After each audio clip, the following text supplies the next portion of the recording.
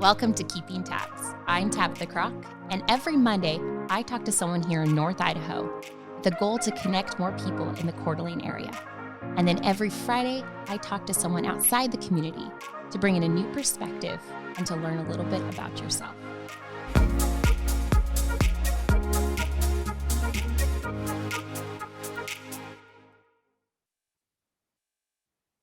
Do you love the Pacific Northwest as much as I do and want to show it off everywhere you go? I have the best apparel for you. Go to Forever Green PNW. So that's Forever ERGRNPNW.com or on their social media and go check them out. They have the best apparel. They have sweatshirts, they have hoodies, they have tees, they have swimsuits. They've got all kinds of great things to represent the Pacific Northwest. And they also are doing something really cool, little deals with their hoodies. So go check out them. They're fantastic and have a fantastic day. All right, I have two of my favorite individuals. They own Lakeside Med Spa here in Coeur d'Alene. Ryan and Rachel, I absolutely adore these guys. They know my fear of needles and have helped me through that. So Ryan has talked me off a ledge, so that's always good. So welcome, guys. Thanks for joining me today. Thanks for having us. So first of all, tell us a little bit of background of you guys, who you are, and how you guys got into, I guess, the med spa side of things. So I was working at the hospital. I'm a nurse. I've been practicing as an RN for about 13 years. A friend of mine, I did a lot of labor and delivery, some cardiac nursing, things like that. And a friend of mine actually owned this spa. She was really ready to transition out. She was kind of, she's thinking more like retirement. So she was kind of ready to transition and brought it up, and it just sort of happened. I feel like the universe sort of provides to you when you're ready, and when, that's kind of how that happened for us. And then Ryan's background. Yeah, there wasn't a lot of effort involved in that decision. It was like, hey, do you want to jump into this deal? And the question for myself, and I think for Rachel, was absolutely. I practiced anesthesia for almost 15 years now, and it was a good opportunity to kind of learn some new things and get out more into the community and start something of our own. Yeah, I think that's awesome. So what is Lakeside Spa, like med spa? What do you guys like provide at your facility? Yeah, go ahead. We have a variety. I know, it's like who talks. We have a ton of services, really. Of course, Botox and fillers are probably what most people associate with us, just because of that med spa model. We do threads, but a lot of our focus is on wellness. We do a ton of IVs, peptide therapy. We've brought on ketamine, which is for mental health. So we really kind of found a need for general wellness in our community, and we're sort of leading that direction. Well, and that's the first time I met you guys is when I needed an IV because I was not feeling well. Yes. And the next day I was like, I don't know what they just put inside me, but this is fantastic. The secret. No, yeah, exactly. Whatever it is, great. Ryan, so we kind of, before we started into this, we started talking about the ketamine and stuff, which I always ask about mental health and those kind of things, but tell us kind of like what the, kind of go down that path with the future of, med spa and the ketamine side of things. Yeah, I mean, ketamine is something that I've used in anesthesia practice for a majority of my career. Obviously, it has a different application for mental health. So in the last, probably decade or two, there's been a lot of research using ketamine either orally, intranasally, or through what looks to be the best process, which is through IV infusion therapy. And kind of what the research has shown is that, depending on the issue that you're trying to treat, that can be anything from treatment-resistant depression, post-traumatic stress disorder, chronic pain, anxiety, obsessive-compulsive disorder, bipolar disorder. There can be addiction, plus or minus, concerns in that area. And these infusions over time kind of help the brain heal through a complex series of events. And so we felt that, given the need the way that the whole kind of world and especially our community's been affected, that given our background with this particular intervention, that it would be good to bring that on board and to really start to help people with their mental health struggles, to kind of put it out there, and to give people an alternative that's not a daily pill. You know, we find a lot of resistance to that. It's not really what's traditional, and it really is kind of more cutting edge compared to what the rest of the industry's been doing for the last, 20, 30, 40 years. Yeah, which is great, because that's what I mean. Obviously, there is medicine that helps people, and it's great, and there's a place for that. But I think some people almost feel worse on medication, and so the alternative is just amazing. The side effects are a real limiting factor for people and medications. Obviously, there's a host of them. So ketamine can really, in studies, and we've seen in practice, can really kind of do what those medicines take months to do, if at all, in a really short window of time. And people often feel really great afterwards. And the statistics are amazing. Like 70% of people have markedly decreased depression after infusion, and anything with that high of numbers is pretty significant. And up to 85% of people who are endorsing like active suicidal ideation don't have that anymore after infusion. So it's pretty crucial and critical, especially with the closure of the crisis center here in North Idaho, and a lot of people like needing mental health services, not being able to get in for those services. I think like COVID has really kind of put our community in a crisis in a lot of ways with mental health. People just aren't really feeling like themselves, and there's nowhere really to go. So yeah, and I love that. Like, obviously, you guys do the fun stuff, which makes us all look young and beautiful. The Botox, the fillers, the wonderful things. But I do love that you guys have been really promoting, and I think focusing on that. And like you said, COVID, I know you guys were doing another IV treatment on people that had COVID, and that long lasting COVID. So I know you guys were doing a little bit on that as well. And I can't remember what it was called. NAD. Yes, that's what it was. Mm-hmm. We still offer that. Yeah, it's fantastic. You do want to talk about NAD? Well, I mean, NAD's been, done by a lot of providers here and throughout the nation. And what they found with COVID is that specifically it really helped kind of mitigate a lot of the long haul and active COVID symptoms.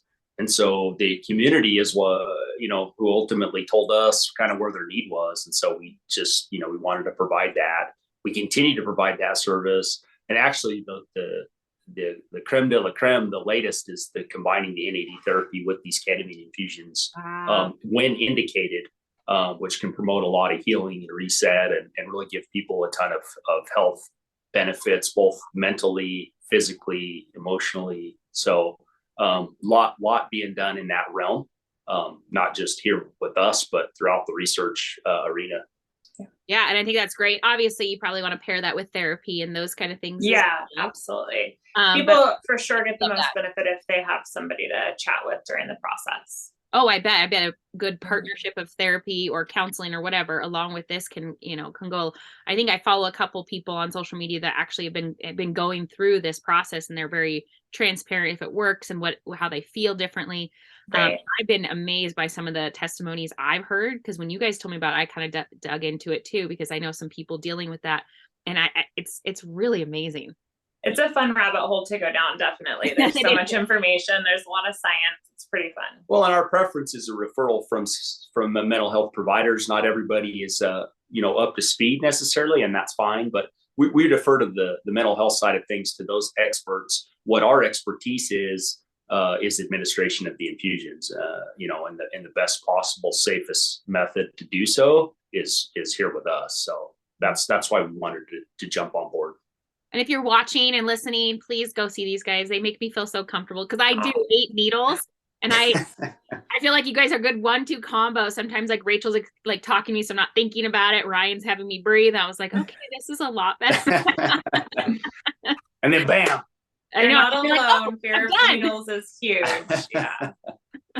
So let's get to know you guys a little bit. I like to ask some fun questions. Ryan, if you could go to dinner with anybody dead or alive, who would it be?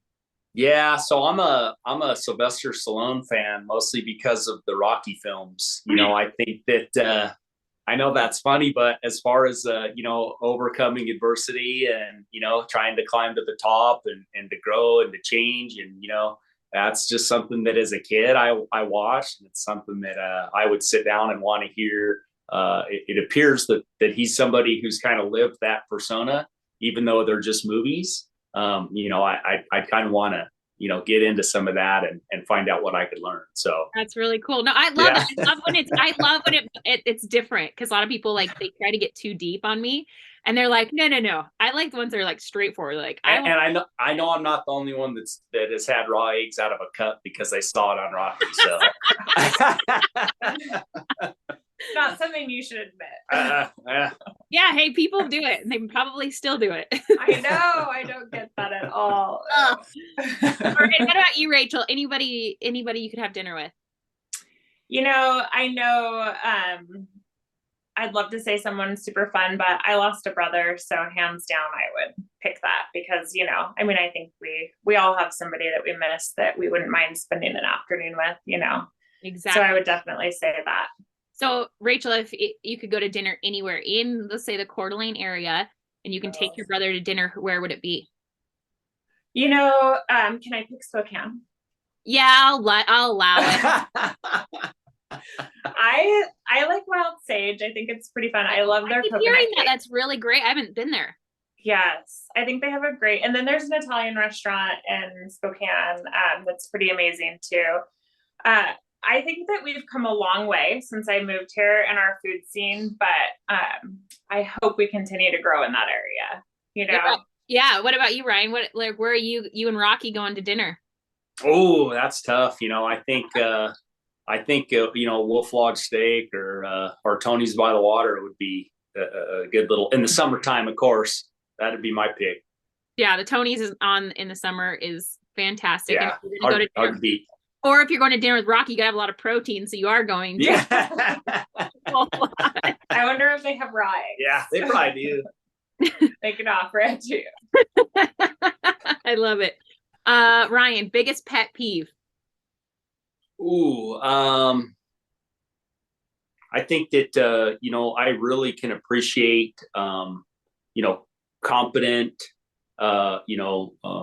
people who really drive to do the best when it comes to my arena in healthcare. My biggest pet peeve is neglect of listening to patients and their needs, and because we try to really give people the time and space to address all the things, which we can't be experts at everything. And so I'd say the pet peeve is just the lack of ability to really listen to what people need.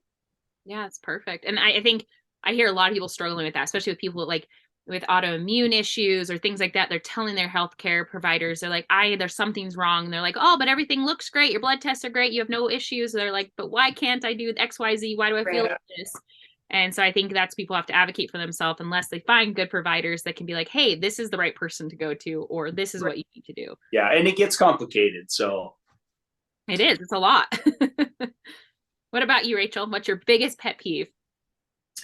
I really don't love rudeness.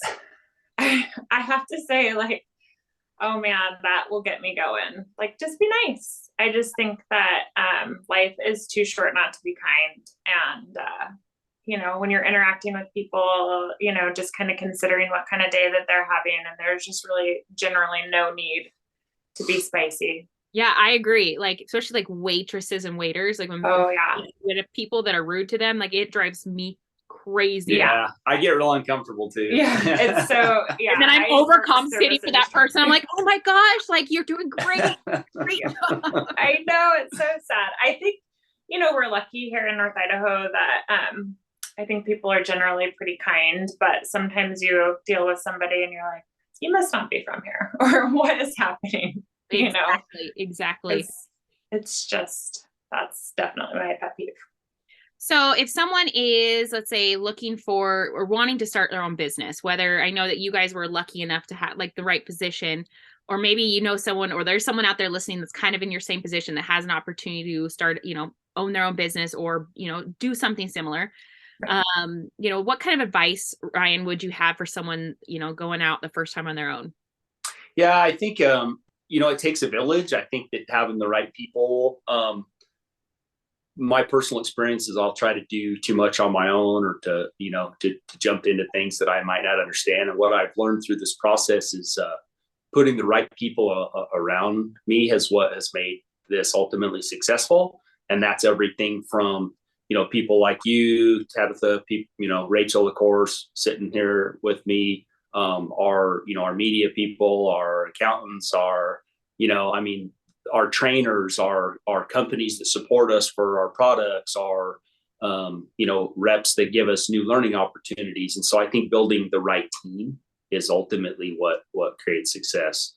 1,000%. I take, like you said, it takes a village to do something. Then, and then you have your hype people, your cheerleaders, but then you also have your just community. And then it's word of mouth, and then business just happens. So it's pretty exciting.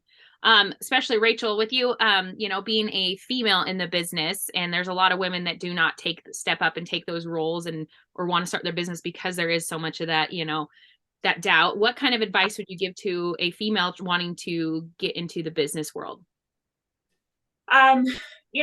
Definitely take the leap and have a plan. Yeah. I think that's, that we see a lot of places popping up, and some of them are successful, some aren't. And I think that the ones that really sort of have that solid plan and that network in place are the ones that thrive.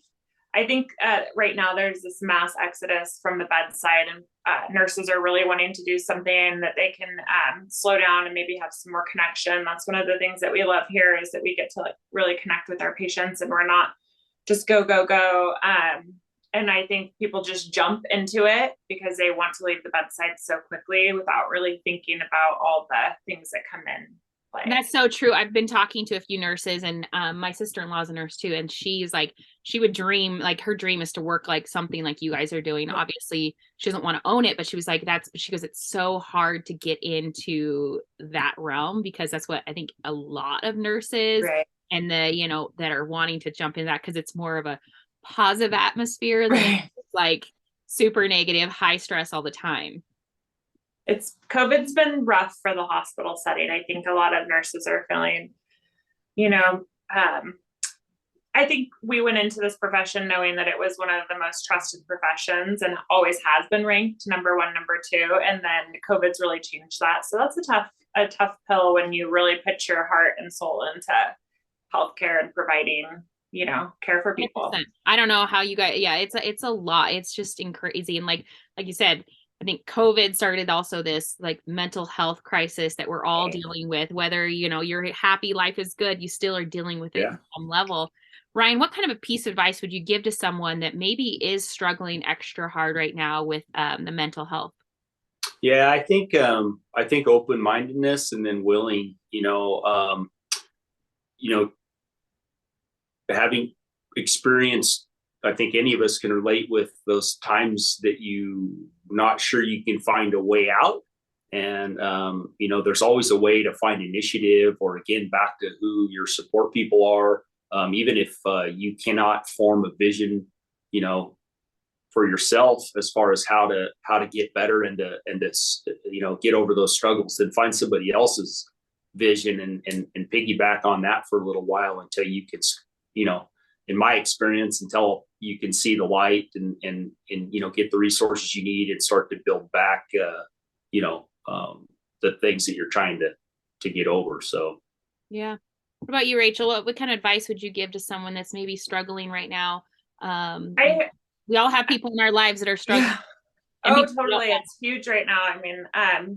I think reaching out is so important. For whatever reason here, and especially in America, we have a huge stigma against mental health, and that's kind of starting to change, and people are having a different narrative. I think that's some of the good part of like TikTok or social media, is people are really sharing their experiences, and people aren't feeling so alone, and like they are able to reach out and say something, because people, you're not a burden if you want to talk about how you're feeling, and it's okay to ask for help. It's okay to reach out.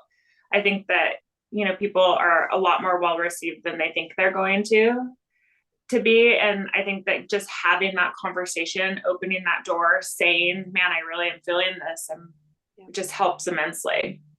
Oh, 100%. I think like the stigma is true. Like it's changing a lot. I feel like therapy, like everybody has a therapist now, or it's Right. okay to say.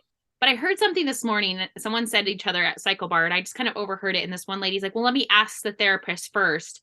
And then she stopped. She goes, said it loud enough so everyone, she goes, well, I don't have a therapist. It's for my kids. Like, she goes, I'm not crazy. And I was like, girl, like, it's okay. Like, it was just like, she had to let everyone know it wasn't her therapist that she was calling. It was like, she's like, I'm not crazy. And I'm like, oh, people are still afraid to like say that stuff.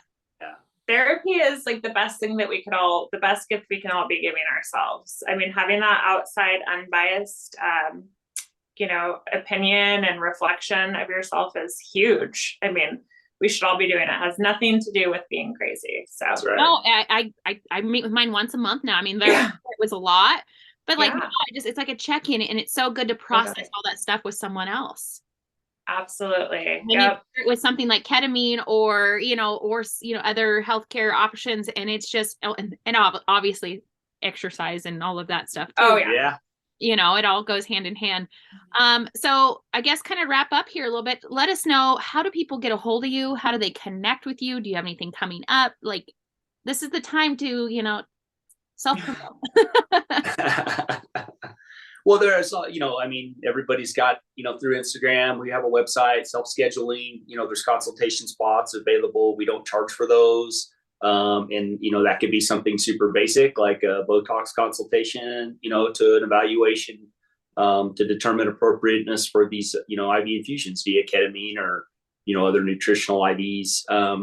We try to put ourselves out in the community as much as we can. You'll see us out, in town. We just, went to the Home Builders Expo and, provided goodies for them as kind of sponsors. And so we try to put ourselves out there. We're always leaning on our reps and our people so that we can offer the best, packages and the best products and the best deals out of anybody in the area. And so, we're always out there trying to do things for the community. Yeah, awesome. Also, we have some blogs going that are fun or interesting, I guess, on ketamine on our website. So if you're interested in ketamine and you're kind of like, what does this mean? How is that process? You can go onto our website, which is MedSpa and check that out. We have a client that is going to start taking us through her ketamine journey, and that'll be on there. So I think that'll be really informative for people. It's hard to explain the journey. So it'll be an interesting take, and we'll start posting those once a week for a little while, a couple blogs on that. So, and they do really great TikToks and reels and things like that. So I don't know about reluctantly. Brian loves to do them, is what he's saying. Yeah, it's his favorite thing. Yeah. Well, thank you guys so very much for taking time today. Thank you. Hey, thanks for having us. Thanks for listening to Keeping Tabs. I'm Tabitha Kroc, and every Monday I release a podcast about different community members here in North Idaho.